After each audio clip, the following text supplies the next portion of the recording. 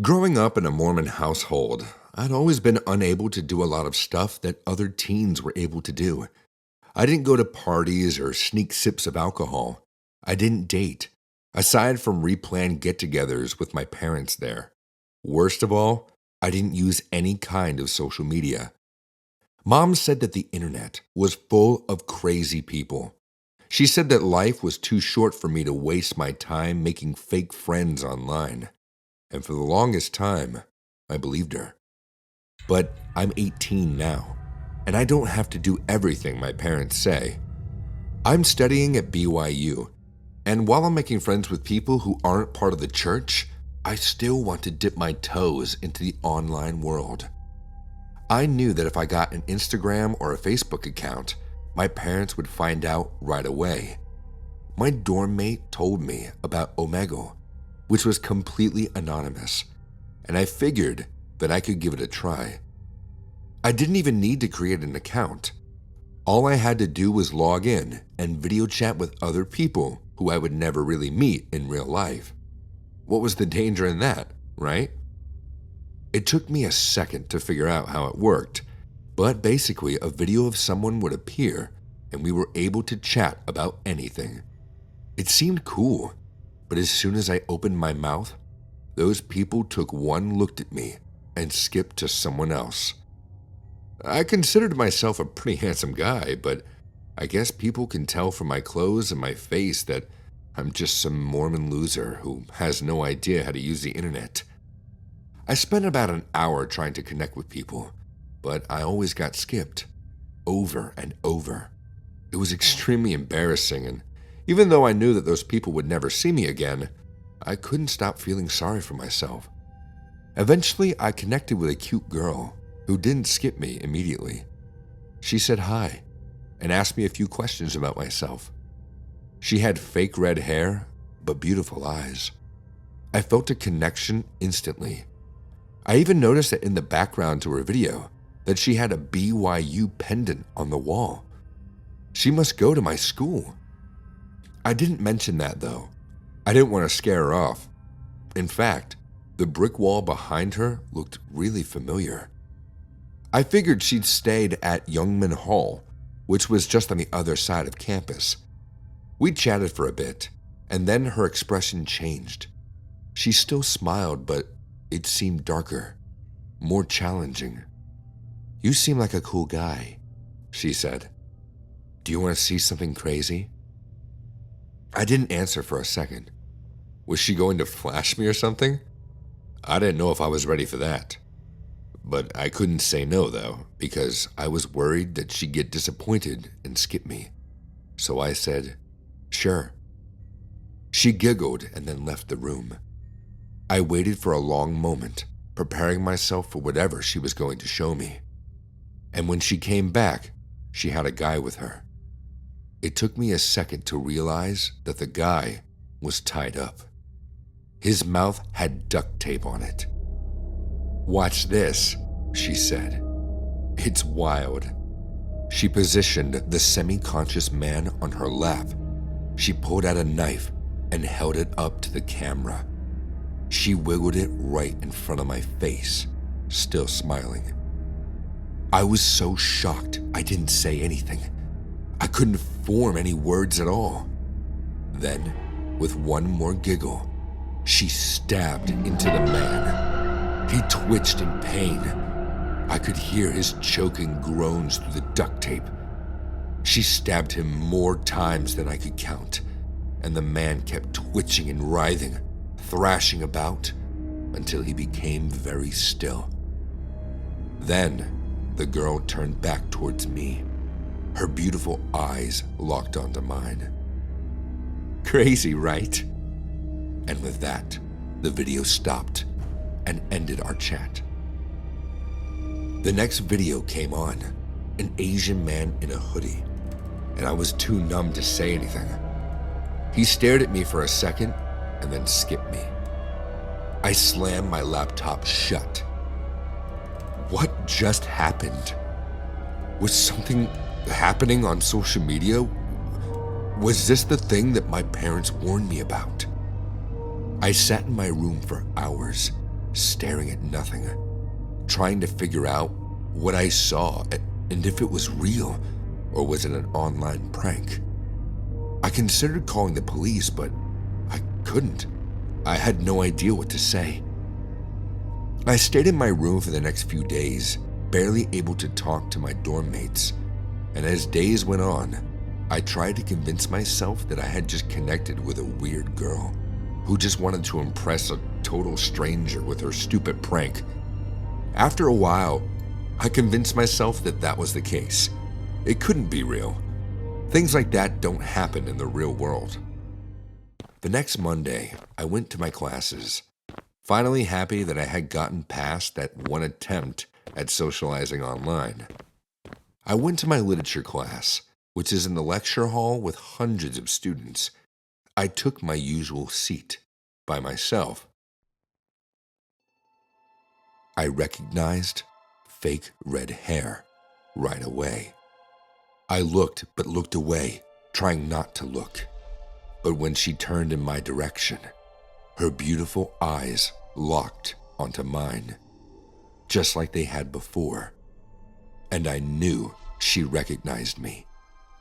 The room was huge, filled with chatter from every direction, but I could still hear her giggling.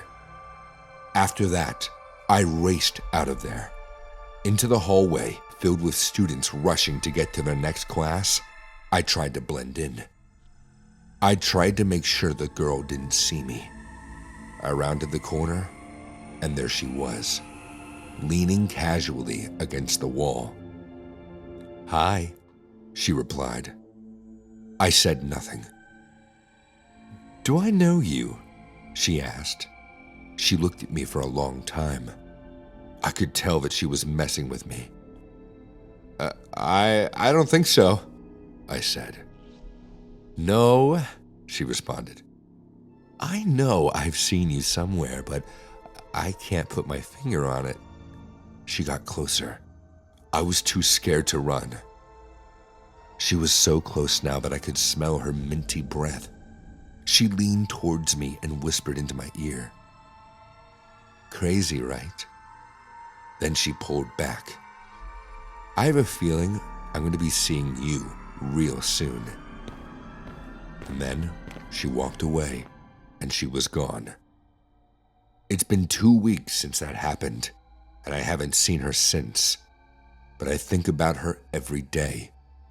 And whenever I'm alone, I always look around to make sure she's not there. But in my heart, I know she's watching me. And I know one day, she'll come for me.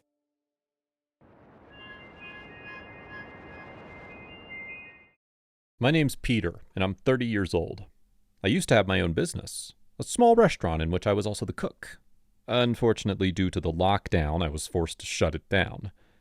I was also spending a lot of time alone at home. I did have some savings, which allowed me to go through that hideous period without losing my house. Plus, I was using the internet to have some occasional online freelance jobs. Everything from translation, I speak Spanish fluently, to website management. I guess you could say I'm a natural entrepreneur and a hyperactive workaholic, which was good for me. I was also using the internet for online social conversations, specifically Omegle. I spoke to some interesting women and some weird dudes as well. Overall, I was having fun. At one occasion, I met a particularly odd woman. She claimed to be a psychiatrist. Her name was Marie, and she was eager to know about my personal life. "I can help you if you wish to improve your mental health," she said. I thought it was great. We exchanged numbers and agreed to meet. Of course, because of the quarantine, it couldn't be at a public place, so I invited Marie to my home, giving her my address. "Welcome, Marie. My apartment's a bit of a mess, but single guy spending too much time home alone. Since you're a psychiatrist, I'm sure you know how it works," I said, being sincere, but also trying to break the ice. "Hello, Peter. It's not that bad, don't worry. Plus, I think a man in your situation, if he has his house too organized and clean, it's probably not a good sign. Male loners who are like that, they often have some psychopathic personality traits and crave control. Many times they're also struggling with their own inner demons. Serial killers like Jeffrey Dahmer are good examples. When the police broke into his place, they noticed how tidy his house was. Even his fish aquarium was perfectly clean. At the same time, he had pieces of his victims inside his fridge and Polaroid pictures of his gruesome crimes kept inside a drawer. So, as you see, it's fine, Marie said. I offered her some coffee, which she gladly accepted. We had a nice chat about mental health in general, and I spoke to her about my doubts and fears. She said she also lived alone. Marie was about 50 years old, but she was passionate about her work as a psychiatrist, and the internet allowed her to keep working with her patients. Then, after a while, the conversation started to become a little weird. Peter, let's do an exercise. Look into my eyes. Don't worry, I'm not pulling off anything romantic. It's an experiment, so I can test your mental strength. It's really very simple, Marie explained. Now, since it wasn't anything bizarre, I decided to play along. At best, I could either find it funny, but as I kept looking at her and listening to her soft voice, I started to feel strange. It wasn't unpleasant, but I felt like my mind was drifting away from my body. I heard her speaking words in a language that I didn't know, or at least that's what I thought, since I wasn't understanding them. Then she said to me, "Take off your clothes, Peter. We're going to get cozy. I find you very attractive." I didn't feel the same about her by any means, and so I wanted to refuse her proposal. But in panic, I realized I wasn't controlling my body anymore. Not even my speech, since I wanted to speak but wasn't able to. Terrified, I felt like I was inside someone else's body, because in practical terms, I was doing exactly what Marie told me to. I can't really describe what happened in the next few minutes. Marie had her fun and did all she wanted to do to me. Then she put her clothes back on and told me to do the same, which I did. She lit a cigarette and smoked it, always looking at me with her big, eerie, creepy, but irresistible dark eyes. She took her time and then asked me for all the information concerning my online bank accounts and credit cards. This time I was able to talk, but I was speaking what she wanted and not what I wished. Completely hopeless through the internet, I transferred all my money to her. She made me do the transaction via multiple Bitcoin wallets so that the final recipient wouldn't be tracked. You will only awake from your trance after 1 week. By that time, I will be gone. You will never be able to find me, Peter. I can't erase your memory, but it's a big world out there. And my Omegle account will be shut down as well. Besides being a psychiatrist, I'm also a skilled hypnotist. When I find a man who pleases me, I do what I have to do. I fulfill all my needs. Nothing personal against you, my dear. It's just my nature. You are a smart and strong man, even if a bit too trusty. You will be able to make more money. I'm sorry. Goodbye now. And just like that, she simply left my house. A couple of days later, I heard my cell phone ringing. Marie, or whatever her real name was right. I couldn't move. Fortunately, the next day I heard someone knocking on my apartment's door. It was my brother, Chad. "Hey, Pete, are you there? You didn't answer your cell phone yesterday. I was worried," he shouted. Then my cell phone started to ring once again. "I can hear your cell phone ring inside your apartment. Pete, I'm breaking in. I need to know if you're all right," my brother said. He was a strong dude, unlike my lock, and he broke in within a couple of minutes. "Pete! What the hell happened to you? Can't you move?" Obviously, I couldn't. Not even speak. Yet my eyes were moving, and I could see and hear.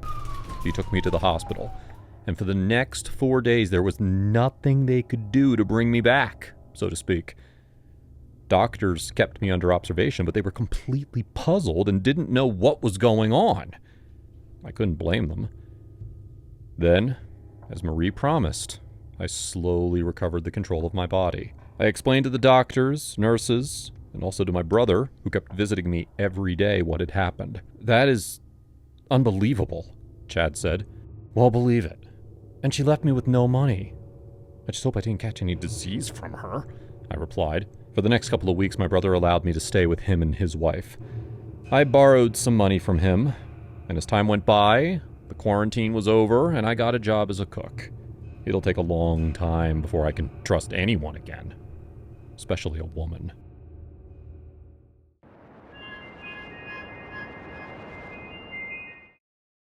Are you going to say something? Or are you just going to keep staring? His right brow jumped to effect his query. The large bar of ring piercing on the bridge of his nose dragged his face askew. A whole part of his face was covered in a strange pattern tattoo so that there was hardly any portion of his skin left untouched. The other part of his face had 4 large ink streaks under his eyes, and except for that, the rest of his skin was visible. I smiled in admiration. "What's up, bro?" I muttered at last, gasping inquisitively as my eyes wandered down his face. The quality of his video, which made it hard to read through the text on his neck, scribbled in Arabic, cleared up enough when he moved in his seat. He replied that he was good, and he asked me how my day was. I was hesitant to drag into the ordinary chatter as I usually did with other Omegle users. His appearance was unique, and I knew if I spoke to him with more intent, I could be friends with this dude who had such strange tattoos and piercings. I was curious as to what adventurousness made a man alter his skin and his body, so I asked, "Hey man, what does it mean, the Arabic scribbling under your neck?" He blanched in his seat and looked away from the computer. There was nothing odd, I thought. Then he placed his hands on his neck and moved it open to expose it further for me. He rubbed on it briefly and smiled. "Manifest evil," he said, and his dark green eyes floated as though he would perceive a reaction from me. I nodded my head instead, unwilling to give myself to internet users and their playfulness. I knew people like him, those who desired to be something so badly that they would do anything to get the appearance of it. He cocked his head and waited. 4 streaks under your eyes? Kind of strange, I cackled, trying to ease his expectation. "Means something to me," he said, and paused. Of course I mused. All tattoos meant something to the bearer. I thought to probe. I asked what it meant, playfully, running my hands over the keyboard of my computer. "For each soul I've taken, I tattoo a streak," he said. "Marcel Dunbar, Rachel Swift, Kane Orson, Daniel Ha, all unbelievers." I burst into laughter because I thought it was hilarious that a man would say something so silly with such a straight face. Well, he did not seem as amused as I was. Instead, he looked puzzled, offended, perhaps, that I did not believe him. He read my thoughts. "You don't believe me?" I stopped laughing at once, and I shot him a glance of incredulity. Who would believe a man who has 4 streaks to evidence his killings on his face? It was the internet. People tried to be funny all the time. When time drifted slowly past and this man did not smile, I became worried. I contemplated the skip icon, but I was too intrigued to do so. I wanted to see the end of the game. "Jamie Dunn." He called my name, and then proceeded to call out my address. "The worst sin man can commit is in unbelief. You have to pay for your sins, and your punishment comes swiftly this hour." He stared stiffly into the camera and produced a blood-stained sickle, which he rubbed skillfully under his eyes. Truly, he took on the appearance of pure evil because the sight sent shivers down my spine. It was all of that which he said before the screen went blank. My stomach sank, and I froze in terror as his words played over and over in my head. Whatever it meant was not good. My respiration turned shallow, and I placed my hands on my chest to steady my panicked breathing. The more I considered the threat, the more the situation unraveled to me. Manifest Evil, as he called himself, knew my name and my house address. He knew my name and my house address? It was impossible. My heart pounded and I began to perspire. I had never told him my name all the while we had spoken, and from what image I could make of his features, I could tell he was a man given to evil. I scolded myself for not listening to my gut when I'd been led to skip him. I picked up my phone frantically and dialed the emergency numbers in fear. The phone beeped, and I immediately began to regret having called. In the mire of my own thoughts, I could not make out a stream of clear thinking which I could present to the police. Well, I called, and they took up the call. An officer who introduced himself with a mouthful told me to stay calm. Then I could sense how dismissive he was. It occurred to me, too, that it was ridiculous to believe an Omegle user whom I'd ticked off could follow through on a murder threat. Yet, somehow, I could tell that Manifest Evil was no murderer. He was a killer. He felt no purpose in his action, and he gained no thrill from it besides the need to quell instinct. I tried to explain, but the connection to the police went off. I sat in silent disbelief, wondering if I was indeed being terrified over nothing, even though I could sense danger closing in, suffocating me. I turned off my computer and sat still for minutes that multiplied as I thought of ways to assess and articulate the danger I felt. It didn't make sense, but it worsened until I was completely drenched in sweat. I knew to trust my gut when the vision of his vicious face flashed across my mind. I turned my hand over and wiped off the sweat that had beaded along the line of my head, and I called the cops again. I whimpered and exaggerated the incident as much as I could, wondering why I had done so myself. It was worth it because as soon as I was done speaking, I was assured that a patrol team was on its way to my house. I hung up the call, and at the same time, a persistent knock came at my door. Oxygen dragged its way through my nostril. I panicked. "Who's there?" "I'm here to collect." Cryptic answer returned to me. I gasped at the surreality of the moment. He truly was at my door, and I could not be more grateful that I had trusted my gut. His voice was unchanged. "Who?" I asked, and sirens blaring began to approach. My ease was short-lived because he thwacked my door with his sickle, tearing into the wood with all of his might to get to me. I felt myself tumbling through emotions as I beheld my worst nightmare in real time. He whacked the door a couple more times as the cop's siren grew louder until I was numb to all sensation. When there was some space through the door so we could both see each other, he smashed his shoulder. Life reeled so unbelievably slow that I fell into passivity. One shot broke through the air, and I snapped from my reverie as I watched him fall away from my door. The cops rushed up towards him, and pee trickled down my pants as I felt relief flush through me. "He's dead," the cops declared.